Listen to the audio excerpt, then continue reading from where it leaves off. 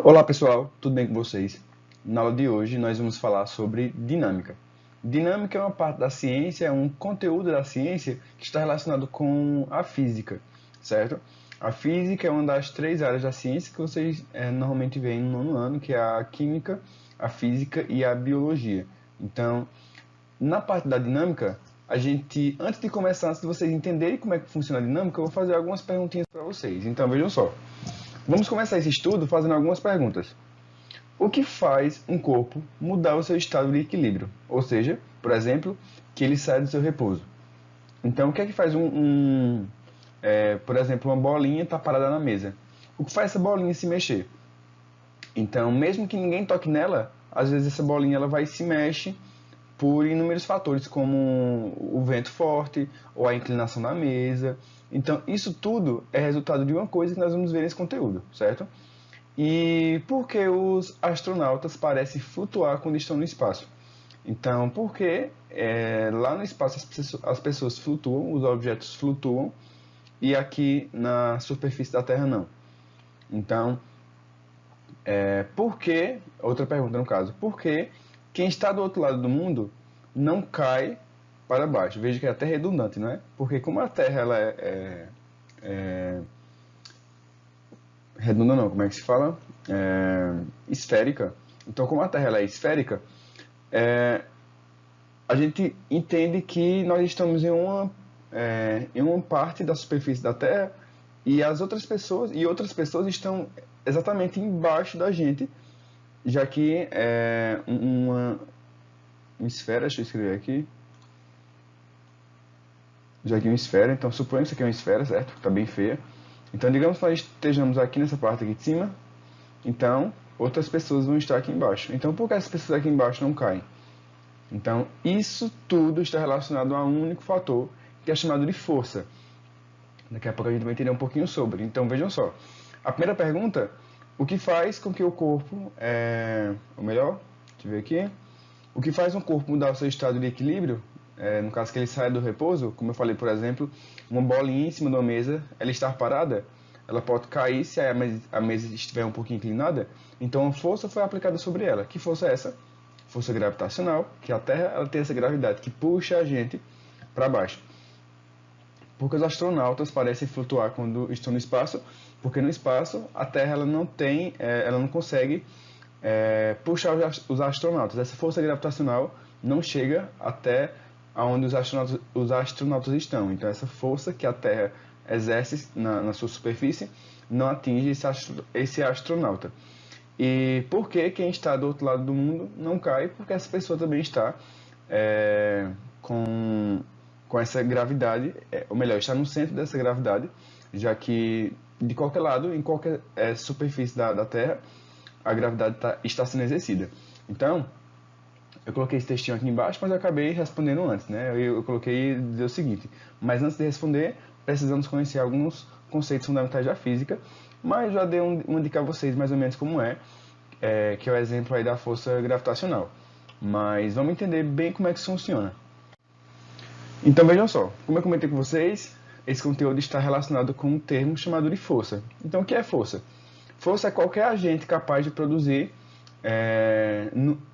no corpo uma aceleração ou uma deformação. Então, por exemplo, quando você... deixa eu ver um exemplo bem simples. Você tem sabe sei lá, uma panela de alumínio. Se você der um murro muito forte na panela, você pode acabar amassando a panela. Então veja que você exerceu uma força e acabou deformando um objeto. Ou até você pegar, sei lá, uma bola e atirar ela com muita força. Então aí você causou uma aceleração na bola e na panela você causou uma deformação. Então tudo isso é aplicação de forças, certo?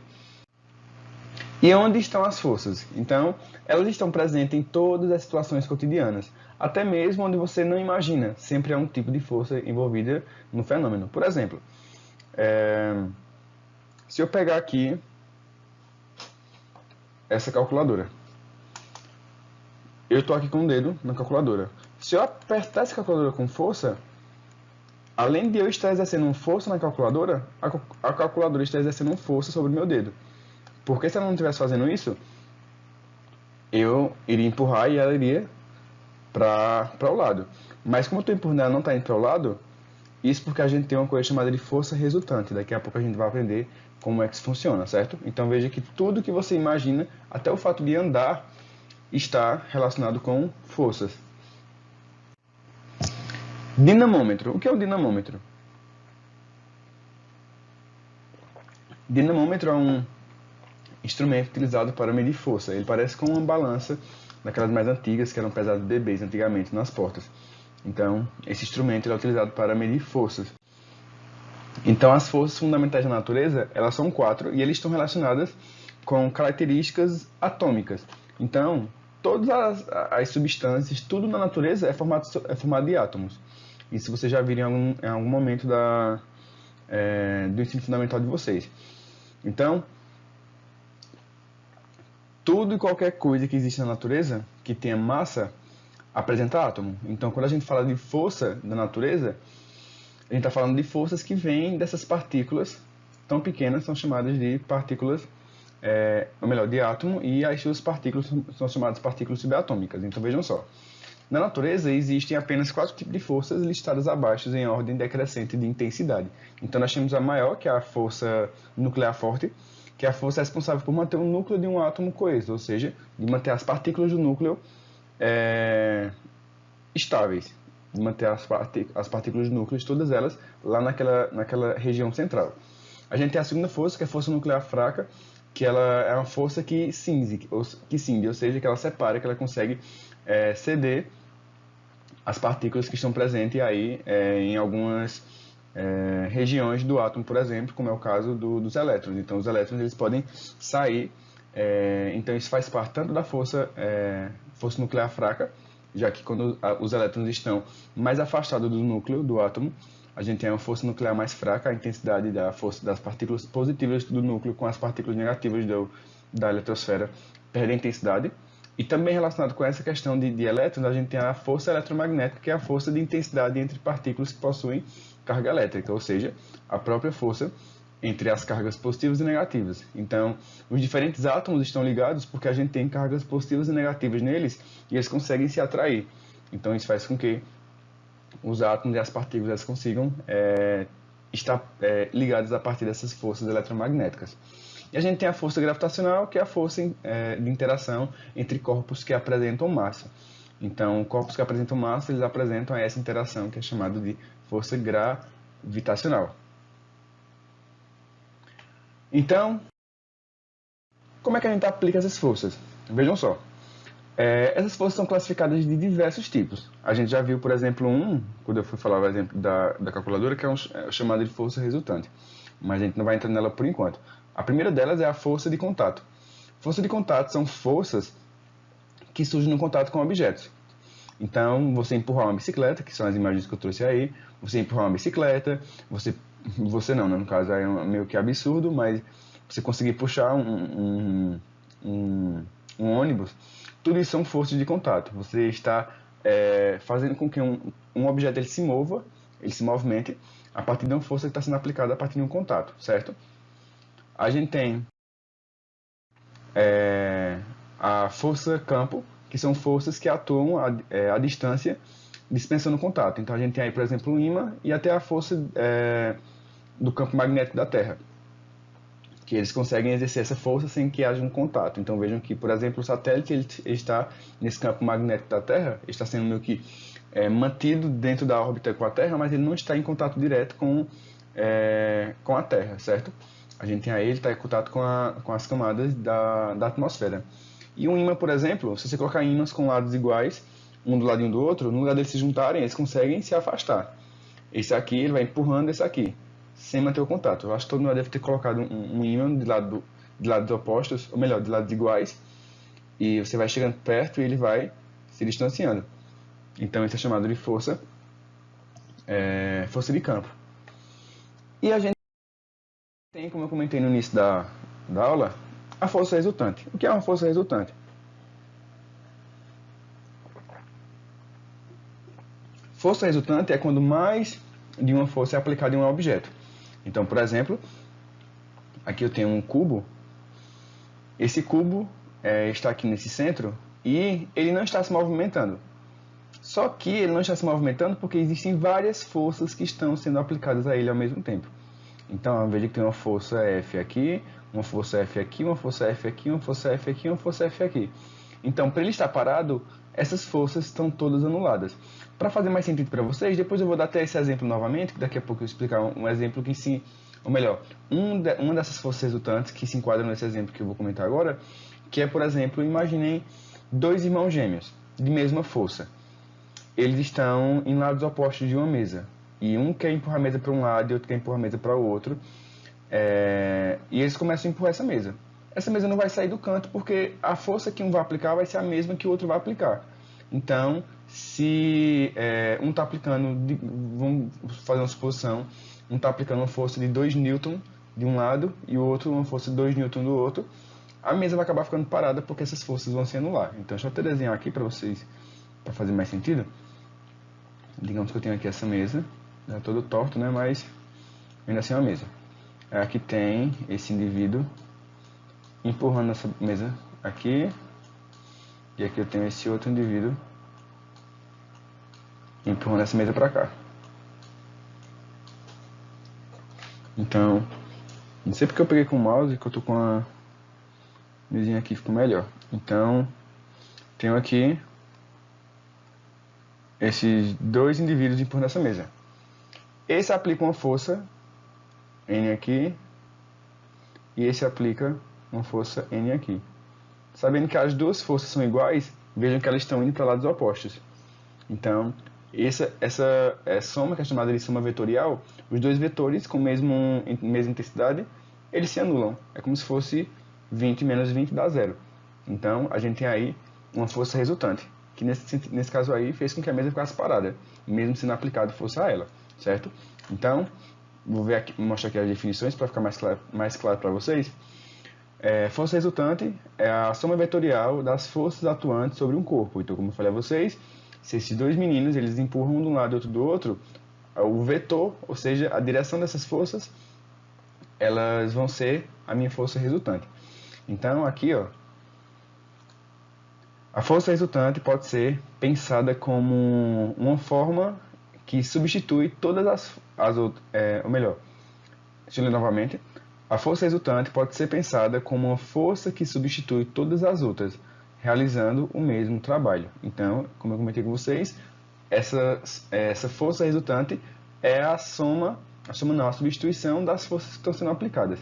Então, vamos para outro exemplo para vocês entenderem como é que surge uma nova força.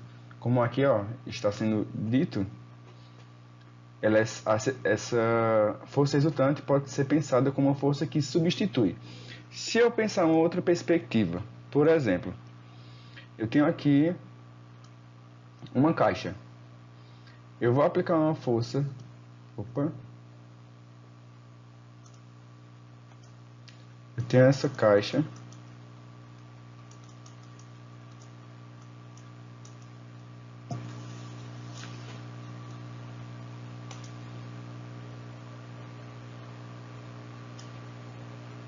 Eu vou aplicar uma força aqui e vou aplicar uma força aqui. Digamos que aqui eu apliquei uma força e aqui eu apliquei outra força. Veja que um vetor está indo para baixo, para a vertical, e outro para o lado, na horizontal. Então, minha força resultante ela é na diagonal. Então, é como se fosse essa força daqui. Então, o objeto ele vai para esse sentido.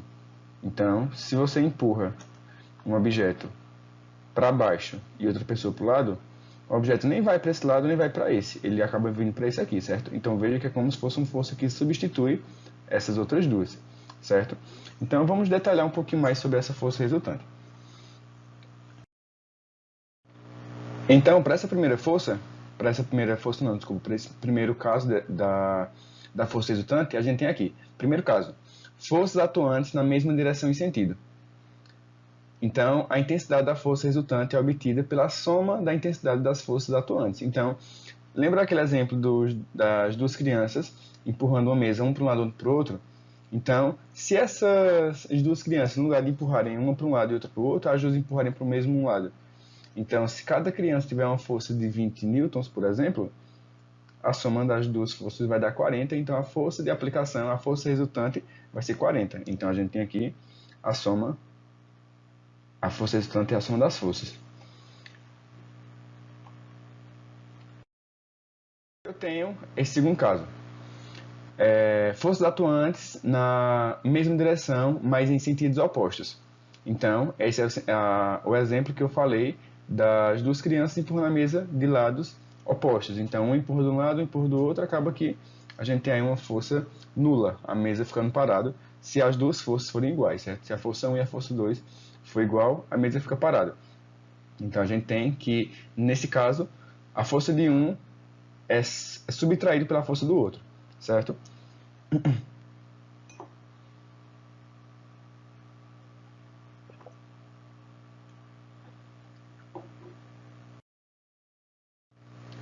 E, por último, nós temos aí a força resultante, no terceiro caso, que é a forças perpendiculares. Lembra também que eu fiz esse exemplo desse cubo? Então, se você pegar aí esse cubo e empurrar um para baixo e outro para o lado, um para baixo e outro para o lado, a força resultante vai vir nessa direção aqui, certo? Porque nesse caso aqui, eu vou fazer a força resultante ao quadrado é igual a força 1 ao quadrado mais a força 2 ao quadrado, que a gente tem aqui um triângulo retângulo para descrever essa trajetória desse vetor, certo? Então, basicamente, as três forças que descrevem a força resultante, que é a soma, a subtração ou a aplicação do teorema de Pitágoras para a aplicação de força, de mais de uma força em um determinado objeto, certo? Então, gente, a aula de hoje foi isso. Espero que vocês tenham gostado. Próxima aula a gente continua nesse conteúdo com a parte 2, certo? Então, tchau e até a próxima aula.